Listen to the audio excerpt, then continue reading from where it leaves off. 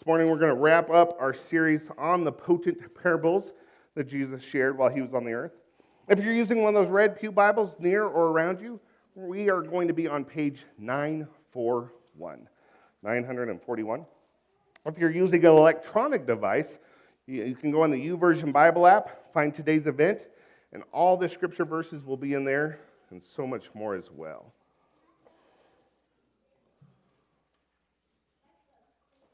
I can't tell if those are papers rustling or fruit snacks opening, but we're going to get started here, and hopefully you can catch up. All right, the parable of the Good Samaritan. Luke chapter 10, verse 25 says, Then an expert in the law stood up to test him, saying, Teacher, what must I do to inherit eternal life? What is written in the law? Jesus asked him. How do you read it? He answered, Love the Lord your God with all your heart, and with all your soul, and with all your strength, and with all your mind, and your neighbor as yourself. You've answered correctly, Jesus told him. Do this, and you will live. But wanting to justify himself, he asked Jesus, And who is my neighbor?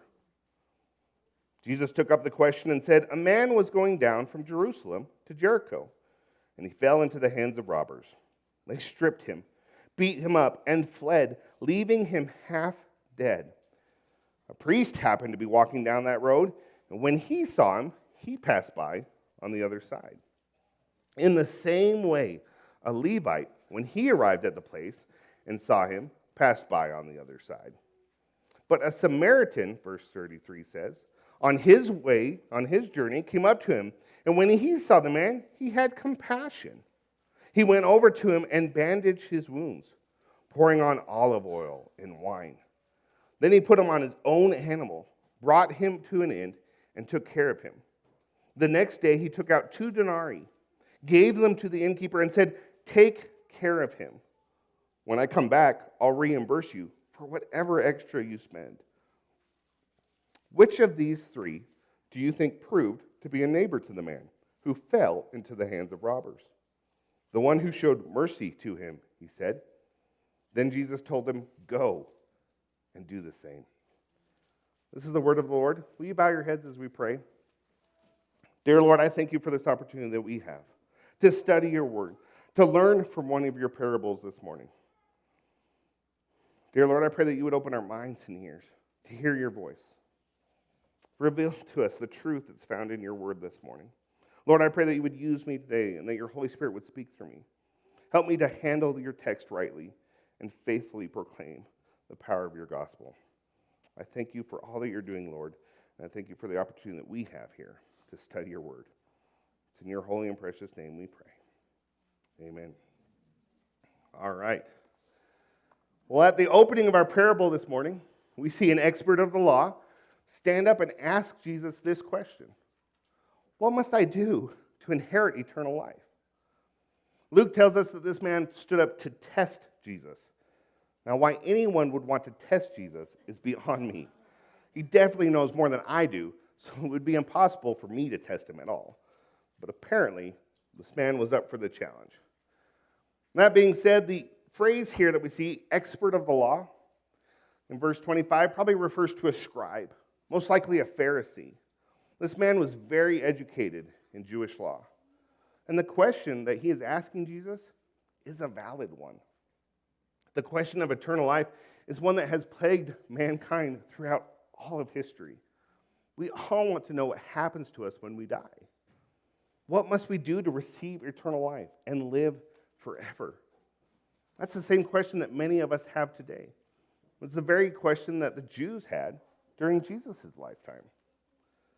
And just like many people alive today, the Jews believed that their future beyond this world was heavily tied to who they were and the good deeds that they accomplished while alive here on earth. Jesus, like every good teacher, is quick to discern the heart and understand the motive behind this man's questions. Let's look at their exchange again in the opening verses here of our parable. Luke 10:25 says, Then an expert in the law stood up to test him, saying, Teacher, what must I do to inherit eternal life? What is written in the law? He asked him. How do you read it? He answered, love the Lord your God with all your heart, with all your soul, with all your strength, and with all your mind, and your neighbor as yourself. You've answered correctly, he told him. Do this, and you will live. So here we see the Pharisee ask Jesus, how can I live forever? To which Jesus responds by asking him, what does the Bible say? The man then answers by summarizing Deuteronomy 6:5 and Leviticus 19:18, which say, love God and love your neighbor. Boom, Jesus says, you nailed it. You got it. Do this and you will live forever. Now, if you're a Christian and you've read your Bible, you know that Jesus is not outlining the steps to a work-based salvation here in Luke. We can't justify ourselves. How can we be justified by our works? How is that even possible? The simple answer is, it's not. However, this difficult truth does not prevent the man from trying. The Pharisee, wanting to justify himself, responds by asking Jesus, who is my neighbor? I can almost picture what the man is thinking to himself. Okay, love God. I got that. I can do that. That's a given. I understand that. But love my neighbor? What all does that entail? There are some people I can love, but does Jesus mean everyone? I can love certain people, sure, but there are some people I don't even know if God loves. Surely I don't have to love those guys, do I? Before moving on, this man wants to button down this important clarification. Who is my neighbor? Who are you talking about, Jesus? Who must I love? So, in an effort to answer the man's follow-up question, Jesus shares a potent parable that turns this man's preconceived notions on who his neighbor is on its head. Let's look at Jesus' potent parable together. Luke 10, further on down in verse 30, Jesus took up the question. And he said, a man was going down from Jerusalem to Jericho, and he fell into the hands of robbers. They stripped him, beat him up, and fled, leaving him half dead. A priest happened to be going down that road. When he saw him, he passed by on the other side. In the same way, a Levite, when he arrived at the place and saw him, passed by on the other side. But a Samaritan, on his journey, came up to him, and when he saw the man, he had compassion. He went over to him and bandaged his wounds, pouring on olive oil and wine. Then he put him on his own animal, brought him to an inn, and took care of him. The next day he took out 2 denarii, gave them to an innkeeper, and said, take care of him. When I come back, I'll reimburse you for whatever extra you spend. After sharing this parable with the expert of the law, Jesus asks him, which of these 3 guys most acted like this man's neighbor? Now, before we jump straight to the man's answer, I'd like to take a moment and really examine Jesus' parable this morning.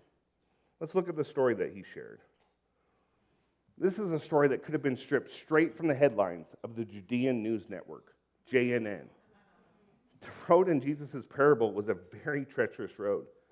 The distance from Jerusalem to Jericho is about 17 miles, and the road descended sharply towards the Jordan River, just north of the Dead Sea. The road curved through rugged and rocky terrain where robbers and thieves could easily hide. It was considered especially dangerous and full of hazards. In Jesus' parable, a man is traveling down the road from Jerusalem to Jericho, and he falls into the hands of bandits who are hiding in wait along this dangerous road.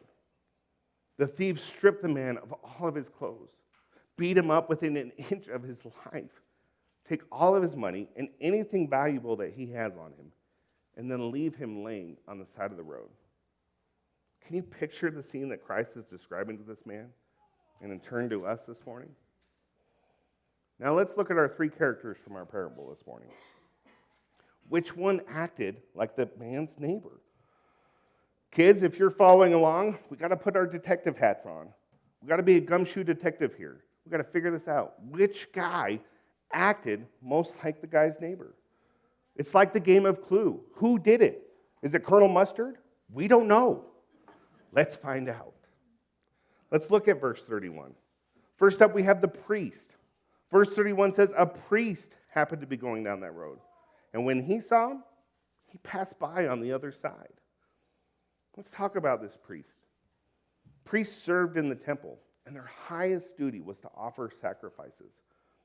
So could it be that the priest didn't want to go near the man because he didn't want to run the risk of ritually defiling himself or having to offer a sacrifice to the Lord? Maybe. It's also possible that he had already finished carrying out his ritual duties. When priests and Levites were on the way to serve in the temple, they typically traveled in groups. But this man was walking alone. Scripture also states that he was going down the road. This could imply that he was heading away from Jerusalem. But maybe Luke is just stating that he is walking on the road. I don't know if he is trying to convey that the priest was walking downhill and thus away from the temple or not. Maybe the priest thought the man was dead, so he figured, why bother? Whatever the case, he definitely does not seem concerned with helping the man. In fact, it's quite the opposite. Not only is he not concerned about the man, but he also downright wants to avoid him, because we see that he passed by on the other side of the road. The priest took one look at the wounded man, cut across the road, and kept walking along the street. So no help for our wounded man from the priest. Next up, we have a Levite. A Levite comes on the scene in verse 32. It says, in the same way, a Levite, when he arrived at the place and saw him, passed by on the other side. Just like the priest, Levites helped in and around the temple. Mostly they assisted in the maintenance of the temple and helped serve with the order of worship. So just like our priest, maybe the Levite was worried that he would defile himself if he touched the man or got anything on him. However, just like with our priest, the Levite is traveling alone. Is he leaving the temple or heading towards the temple? We really don't know for sure. All we do know is that just like his buddy the priest, the Levite takes one look at the man in need of help and immediately passes by on the other side of the street. Both the priest and the Levite were physically able to help the man. They could have rushed over and made sure he was okay. They could have run and got help. They could have notified someone or done something, but they didn't. So kids, if you're following along, I don't think the priest or the Levite acted much like this wounded man's neighbor. Maybe it was Colonel Mustard after all. Whatever their reasoning was, whatever their excuse, at the end of the day, the priest and the Levite didn't care. They didn't help the man. They didn't assist the man. They didn't even call for someone to come over, help him, clean him up, and take care of him. What they did was avoid the man. They crossed the road, looked the other way, and ignored him. The scariest part of this story is that oftentimes many of us do the same thing. When faced with the opportunity to help someone in need, we sometimes, metaphorically, turn a blind eye, cross the road, and keep on going. That being said, let's look at what the Samaritan did when he came on the scene. In verse 33, we see the Samaritan. But a Samaritan on his journey came up to him, and when he saw the man, he had compassion. He went over to him and bandaged his wounds, pouring on olive oil and wine. Then he put him on his own animal, brought him to an inn, and took care of him. The next day he took out 2 denarii, gave them to the innkeeper, and said, "Take care of him. When I come back, I'll reimburse you for whatever extra you spend." The Samaritan, as we can all see, acted differently than the Levite and the priest did. Rather than cross the road and ignoring the man, the Samaritan had compassion on him. One translation I read said the Samaritan took pity on him. Then the Samaritan took what was most likely his own clothes to bandage the man's wounds. The Samaritan used his own olive oil and wine to soothe and heal the wounds. The Samaritan put the hurt man on top of his own horse and took him to an inn where he could rest and recover, and paid for this room with his own money. So kids and adults, I don't know what you think, but I think Colonel Mustard is off the hook here. It sounds like from everyone in our story this morning, the Samaritan was the one who most acted like the man's neighbor. The Good Samaritan gave of his time, his own possessions, and his money to help this man who was hurt, wounded, and helpless, to help a man that others ignored and even avoided. A priest, a Levite, and a Samaritan are walking down the road. It sounds like the beginning of a joke, but it's actually the pivotal point of Jesus' parable. After sharing this parable with the expert of the law, Jesus asks him, which of these three do you think proved to be a neighbor to the man who fell into the hands of robbers? To which the scribe responds, the one who showed mercy to him. The man is so disgusted with the outcome of Jesus' parable that he can't even bring himself to say the words, the Samaritan. He is so frustrated with the result of the story, he can't bring himself to identify him by name. Instead, he says, the one who showed mercy to him. The title of today's pericope in my Bible reads, The Parable of the Good Samaritan. We call him the Good Samaritan because he was the only one who was good in today's story. He was the only man who chose to stop and help his neighbor. However, in one translation I read, when Jesus is telling the story in verse 33, it says, a despised Samaritan came along. How can someone who did such a good thing, a great thing really, be described as a despised person? Well, as many of us know, it's because the Jews looked down on the Samaritans. They despised them. They didn't like them. The Jews thought that they were better than the Samaritans. Have you ever heard or seen a people group that despises another people group or hates another people group? It seems to happen a lot, actually. In today's parable, there's a shocking reversal of roles here. The Jewish expert would have thought of the Jewish victim as a good person and the Samaritan as an evil one. To a Jew, there was no such thing as a good Samaritan. Jesus could have told this story with a Samaritan victim and a Jewish helper, and the expert of the law would have had no problem with it. But the role reversal here drives the story home by shaking the listener loose from his preconceptions. Maybe the same thing will happen to you this morning. Maybe God is going to shake you loose from your preconceptions as well. When we read this parable, it would appear pretty obvious that the main point of Jesus' parable is that we are to love our neighbors. But who are our neighbors? Well, that was the question the religious expert asked Jesus. And that's a good question for us this morning too. Who are our neighbors? In today's parable, we came across two categories of people. In today's story, there were neighbors and there were not neighbors. In fact, if we were to sit back and really examine our own lives, we'd probably find that we divide people in our lives into these two categories as well. Our neighbors are the ones we call our friends. They're our family members. Some of our family members. They're the people that we enjoy hanging out with. They're the ones we get along with. Oftentimes, our neighbors are the people who think like we do or dress like we do. We see our neighbors as those who have similar interests as we do. Our neighbors watch the same movies or enjoy the same music that we do. Oftentimes, they have signs in their front yards suggesting that others vote for the same political candidates that we want to vote for. Then we have our not neighbors. You know the ones I'm talking about.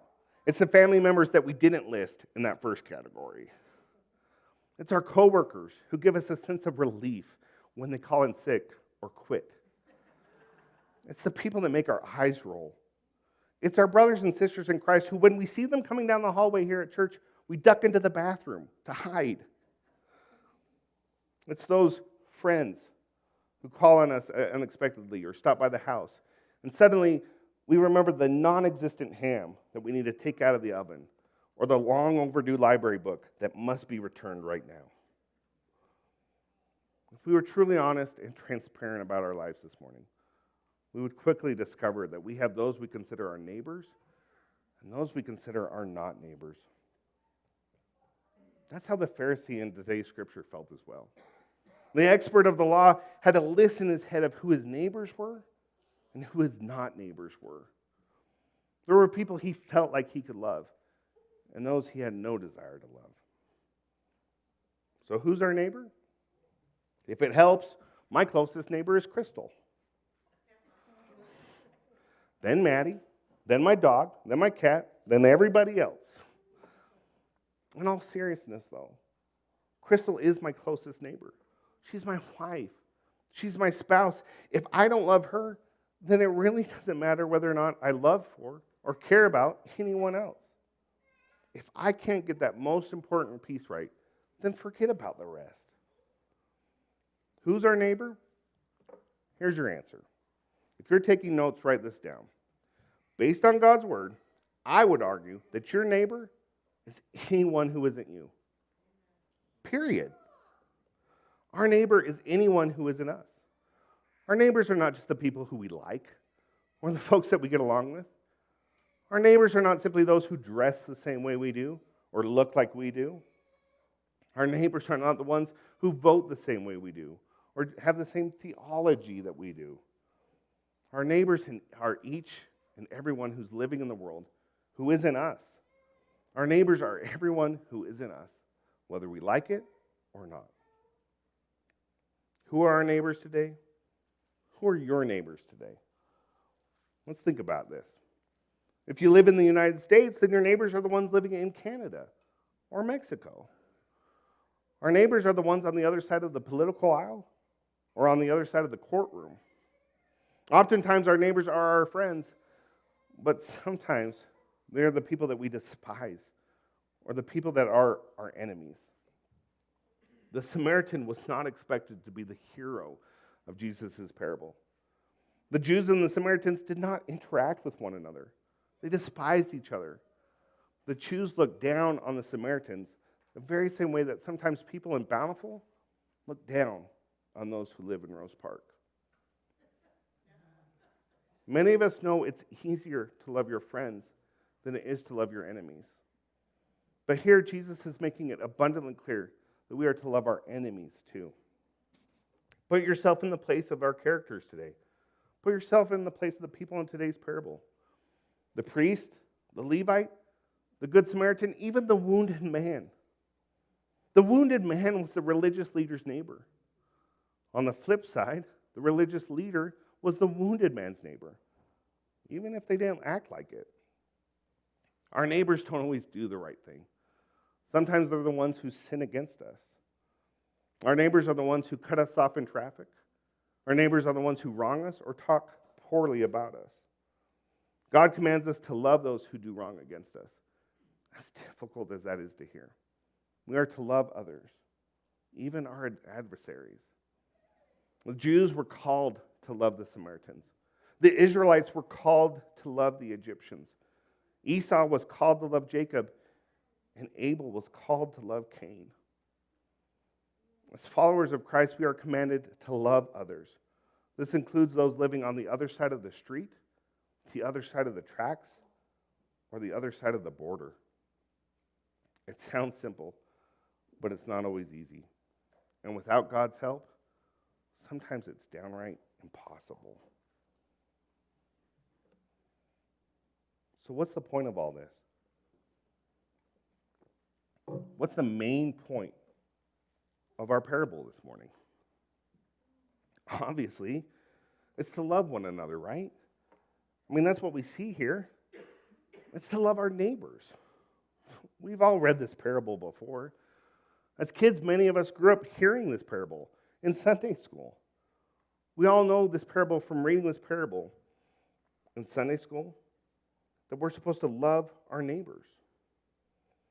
At first glance, it's easy to think that loving your neighbors is the main point of today's parable. However, the reality is that is not the point of today's parable. The point of today's parable is not that we need to love our neighbors. It's so much more than that. In fact, if I were to tell you that Jesus' main point this morning in the parable of the Good Samaritan is to love your neighbor, then I'd be just as guilty of being a heretic and preaching to you a moralistic message contrary to God's word as the false teachers across this country who tell us we just need to do better. We just need to be better. Those false teachers cheer us on from the sidelines with a fake gospel, telling us that our good works have the power to save us. They cheer us on from the sidelines and they tell us, you can do it, you can do it, you can, you can. The only problem is we can't. Not without God. Don't get me wrong. We are commanded to love our neighbors. God's word tells us that we are to love our neighbors. We do see that in our text this morning. But that's not the main point of Jesus' parable. If that were the point, this parable would not be as potent as it truly is. Let me show you what I mean. Let's look back at where this whole parable began. Look back at the conversation between Jesus and the Pharisee. What prompted Jesus to share this parable? Let's look back at verse 25 together. Verse 25 says, an expert of the law stood up to test him, saying, Teacher, what must I do to inherit eternal life? The man wanted to know how he could live forever. What must I do to enter eternity? The man asked. Jesus' response, be perfect. There's just one problem. The man wasn't perfect. Nonetheless, in an effort to justify himself, the man asked Jesus, who is my neighbor? Who must I love? To which Jesus told the man, you have to love everyone. The question is, did he? After concluding this parable, Jesus in verse 36 asked the Pharisee this essential question. Which of these three do you think proved to be a neighbor to the man who fell into the hands of robbers? Who was it? The man's response, the one who showed mercy to him. Jesus then ends the conversation by telling the man, go and do the same thing. That's where our parable ends. But that's not where the story ended. His story doesn't end there. We don't know what happened to that man after he was done talking with Jesus. After the conversation ended, they parted ways, and they went separate directions. What do you think happened to that man? Do you think he really changed and went on to be just like the Good Samaritan? Did he crush it and just rock his faithfulness to love God and love others all of the time, every time, for the rest of his life? Maybe, but I doubt it. Think about it. How many times have we heard this story? How many times have we read the story of the Good Samaritan? We've all grown up hearing this story. The story existed in storybook Bibles long before the one that I just read to the kids. Have any of us crushed it? Have any of us nailed these 2 commandments our entire lives? Anyone? Here's a quick test. Let's figure this out. If you're sitting here today and you are married, and there has been one single moment where you haven't died to your own desires and loved your spouse with everything that is in you, you've sinned. For our kids in the room, kids, if you've ever had a moment where you've considered seriously knocking out your younger or even your older sibling, even after your mom told you, quit fighting, then it's game over. You lose. If there's been one single millisecond where any of us haven't loved our neighbors, who we already determined is everyone, then that's it. We all done messed up. If we can't follow Jesus' commands perfectly, what makes us think that the man in today's parable was able to? Here's the deal. You are not the Samaritan. None of us are the Samaritan. None of us can be perfect. We simply cannot justify ourselves, and we cannot earn our salvation. If we were going to be anybody in today's parable, we'd be the religious leaders. That's who we are. We are all guilty of caring about ourselves more than others. Each one of us is guilty of putting our own selfish desires ahead of those of our neighbors. At the end of the day, this parable has a lot more to do with us and the condition of our hearts than it does who our neighbors are. As hard as it is to process, oftentimes our neighbors are the ones who have sinned against us or wronged us. how do you turn around and love them? The truth is, without God, you can't. This is the reality of our situation. Here's the cold, hard truth. It is impossible for us to love others without the love of Christ dwelling inside of us. Left to our own sinful, selfish desires, the only person we care about is ourselves. Without Christ, when others sin against us, we don't want to turn the other cheek. No, we want the opposite. We want to destroy our neighbors and crush our enemies. Deep down, left to my own devices, apart from God, I don't care what others want. I only care about what I want. What's best for Joe? What's in it for me? If we truly look back at our lives, we are just as guilty of sinning against our neighbors as our neighbors are of sinning against us. Even worse, in addition to sinning against each other, every one of us has sinned against a holy and righteous God. You might be able to backtrack from sinning against your wife, but how do you escape the sins that you've committed against God? By just doing better?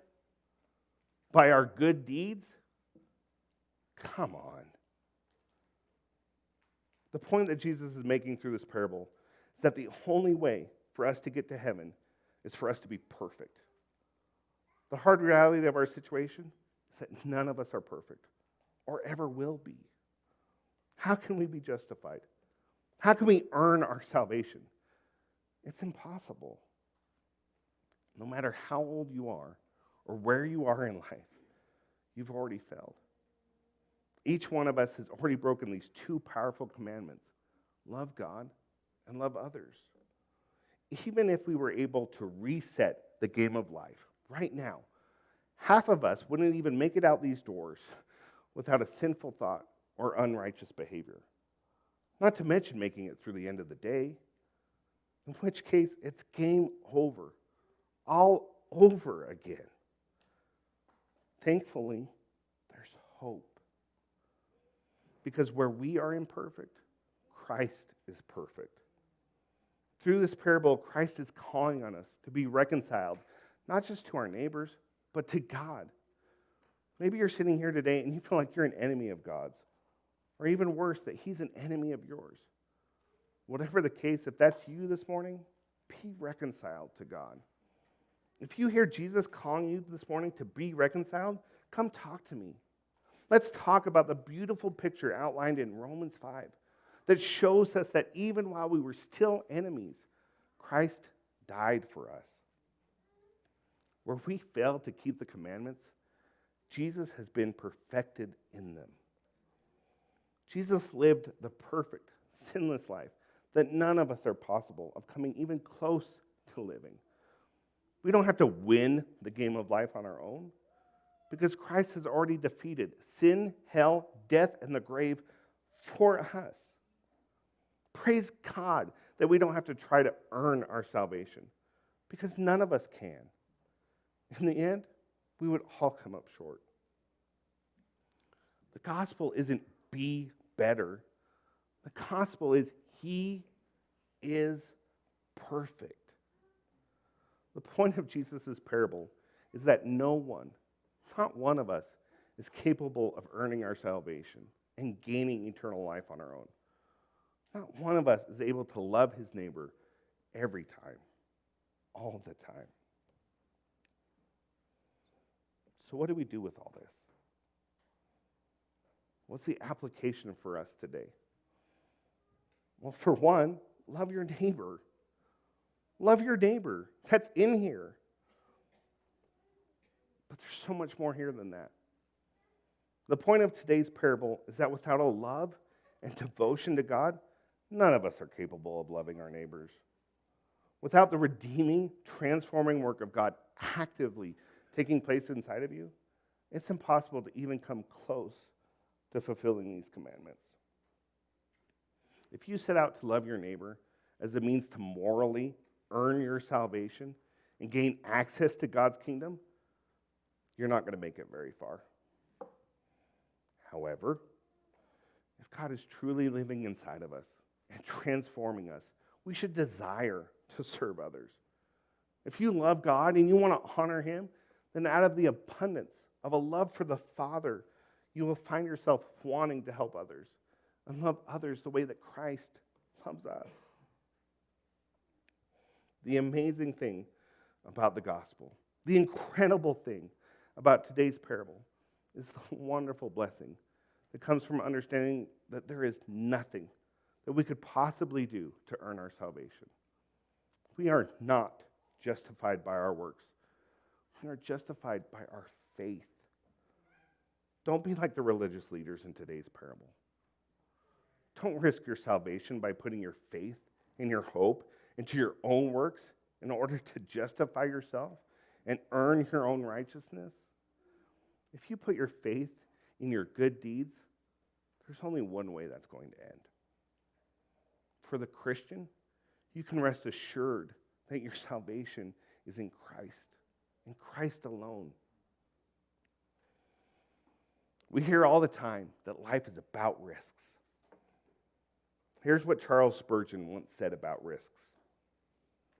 He said, "I risk my soul's eternal fate upon the truth of the gospel, and I know that there is no risk in it." If you place your soul's eternal fate in your works, you're risking everything. And in the end, you're going to lose. However, if you put the eternal fate of your soul in the gospel of Jesus Christ, there's no risk at all. Only assurance. Blessed assurance. And that, brothers and sisters, is the powerfully potent promise of the gospel. Let's pray. Dear Lord, I thank you so much. Lord, that I don't have to try to earn my salvation, but that our salvation comes through you and you alone. Lord, where we mess up, where we fail to love our neighbors as ourselves, where we fail to love you first and foremost in our lives, Lord, you have been perfected where we are imperfect. Lord, I pray that this parable would serve as a great reminder to all of us of the importance of following you and putting our faith in you, not in the things of this world, which are momentary and go away. Lord, I pray that the next time we see this parable, we'd remember that we can't do good on our own. Any good in us, anything that we do that is righteous, is through you, through the redeeming, transforming work of your gospel that's happening inside each of us. Lord, I thank you for the work that you're doing, the redemptive work you did on the cross so that we might live forever. Above all, Lord, I thank you for the assurance, blessed assurance, that comes from knowing that you hold our future in your hands. And there's nothing that we can do to lose it. We give you all the honor, all the glory, all the praise, not just today, Lord, but forever and ever. Amen.